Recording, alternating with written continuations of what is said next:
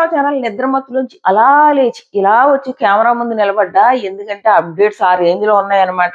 Already నిద్రమత్తులో కాసేపు అలాగా దొల్లుతూ కళ్ళు ఓపెన్ అవ్వలేదు. అలా ఒక అరగంట గంట వేస్ట్ చేసుకుని వచ్చి ఇంక డైరెక్ట్ వచ్చి నిలబడ్డాను.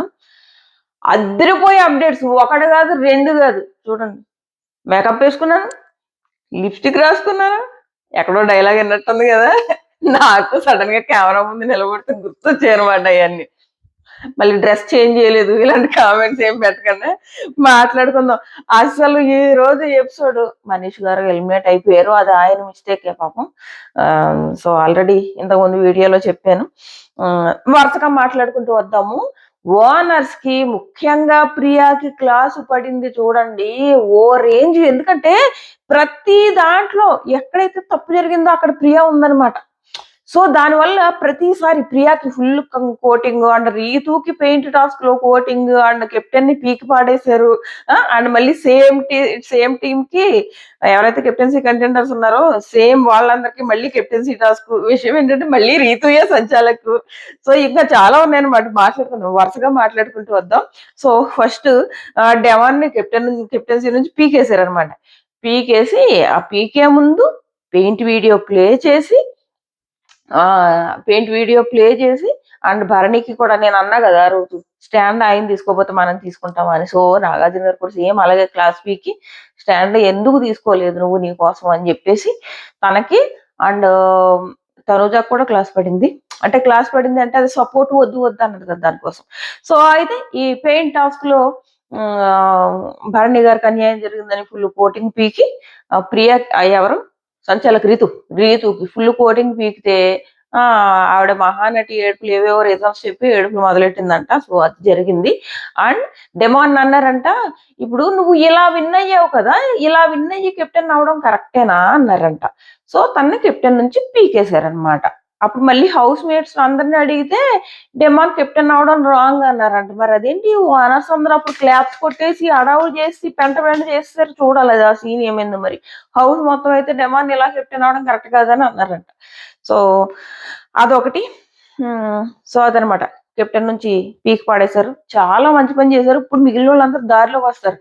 అండ్ ఇంత కోటింగ్ పడ్డ తర్వాత కూడా ప్రియ గనక దారిలోకి రాకపోతే ఇంకా మార్చలేం. ఎందుకంటే ఆ రేంజ్ లో పడింది ఈరోజు కోటింగ్. ఇంకెంత కోటింగ్ పడ్డ తర్వాత కూడా మార్చకపోతే. అండ్ కళ్యాణ్ కొంచెం అబద్ధాలు చెప్పడం మానుకోవాలి.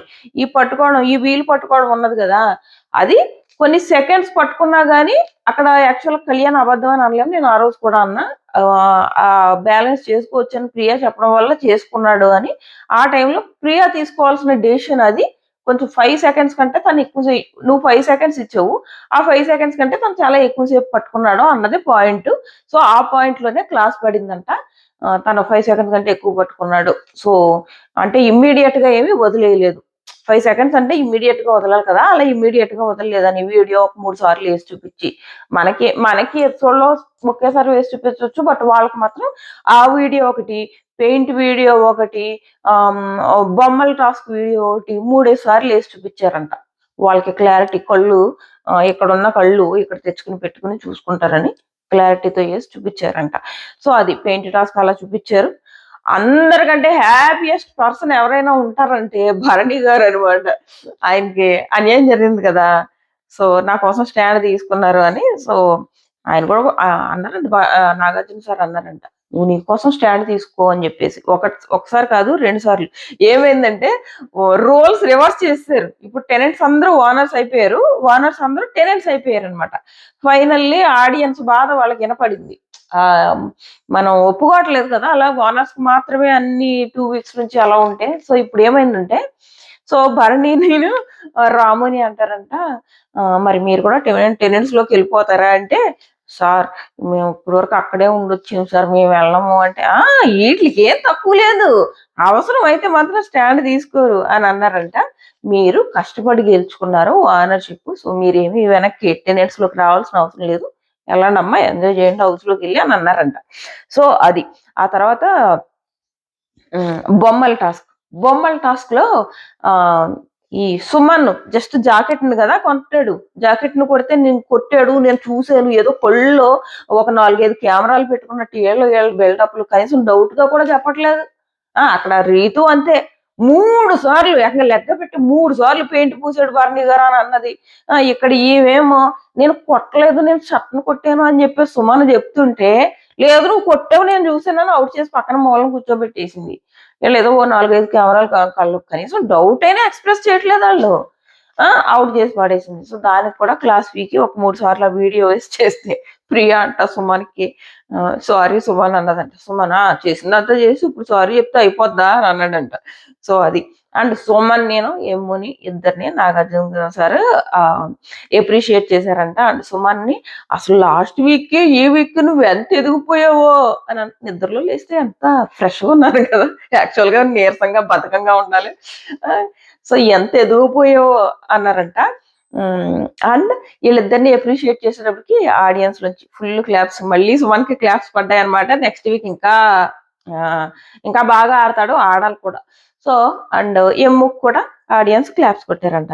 ఇదైందా. నెక్స్ట్ హరీష్ గారి సంగతి. హరీష్ గారు సంజన తర్వాత హౌస్ కి పాజిటివా నెగిటివా అన్నది పక్కన పెడితే కంటెంట్ క్రియేటర్ ఆయన.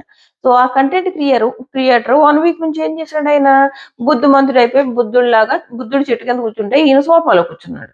సో, కాబట్టి నాగార్జున సార్ నేను ఆల్రెడీ నేను వీడియోలో చెప్పానో లేదో కానీ నేను ఇన్‌స్టాగ్రామ్ లో అయితే చెప్పా. ఖచ్చితంగా వీకెండ్ కాల్ ఉంటది హరిత గారికి, హరీష్ గారు వాళ్ళ వైఫ్ కి ఖచ్చితంగా కాల్ ఉంటది. మాట్లాడిస్తారని. సో, అదే జరిగింది. నాగార్జున సార్ హరిత గారికి కాల్ చేసి, వీడియో కాల్ చేసి మాట్లాడడం. అప్పుడు హరిత గారు లేదు ఇలా అందరితో హ్యూమర్ గా ఉండమని చెప్పండి అని చెప్పేసి ఆవిడ చెప్పడం. ఇవన్నీ జరిగాయన్నమాట. సో, ఖచ్చితంగా అవసరం లేదంటే మరీ బుద్ధుడిలాగా మారిపోయి సోఫాలో కూర్చుంటున్నాడు. ఫైట్స్ అన్ని మొత్తం తగ్గిచ్చేసాడు. అలా తగ్గిచ్చేస్తే కంటెంట్ ఎక్కడి నుంచి వస్తదమ్మా? టీఆర్పీ ఎక్కడి నుంచి వస్తది? నువ్వు అరవాలి. అరిస్తేనే కదా టీఆర్పీ. అందుకే కదా ప్రియా ఎలిమినేట్ అవ్వలేదు.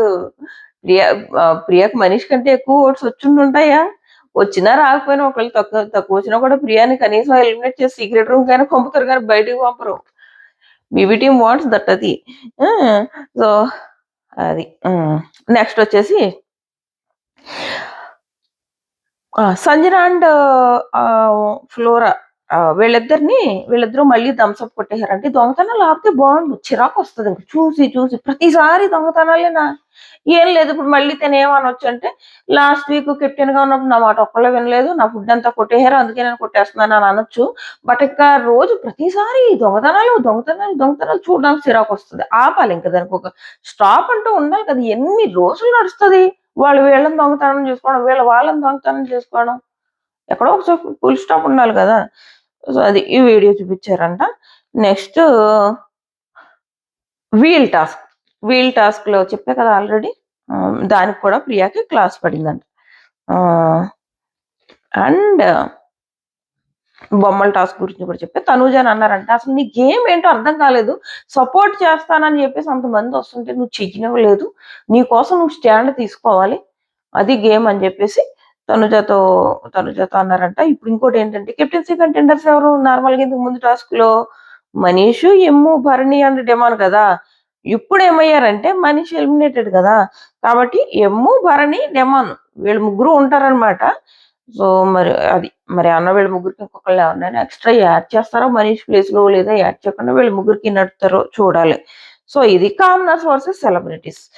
ఎగిరారు కదా Sreeja and Priya, commoners versus celebrities అని ఎగిరారు కదా, దానికి గట్టిగా పడిందంట క్లాసు. అండ్ అంతే. సో, ఇది ఈ రోజు ప్రోమో మాత్రం అదిరిపోతుంది. నేను లేచి రెడీగా ఉన్నాను కాబట్టి అలా ప్రోమో అవగానే మళ్ళీ వీడియోతో కలుద్దాం. మన ఛానల్ సబ్స్క్రైబ్ చేసుకుని, నోటిఫికేషన్ ఆన్ చేసుకుని, అండ్ మీ ఫ్రెండ్స్ కి, మీ ఫ్యామిలీస్ కి షేర్ చేస్తే నాకు బాగుంటది. ఎంకరేజింగ్ లాగా. Tata bye by.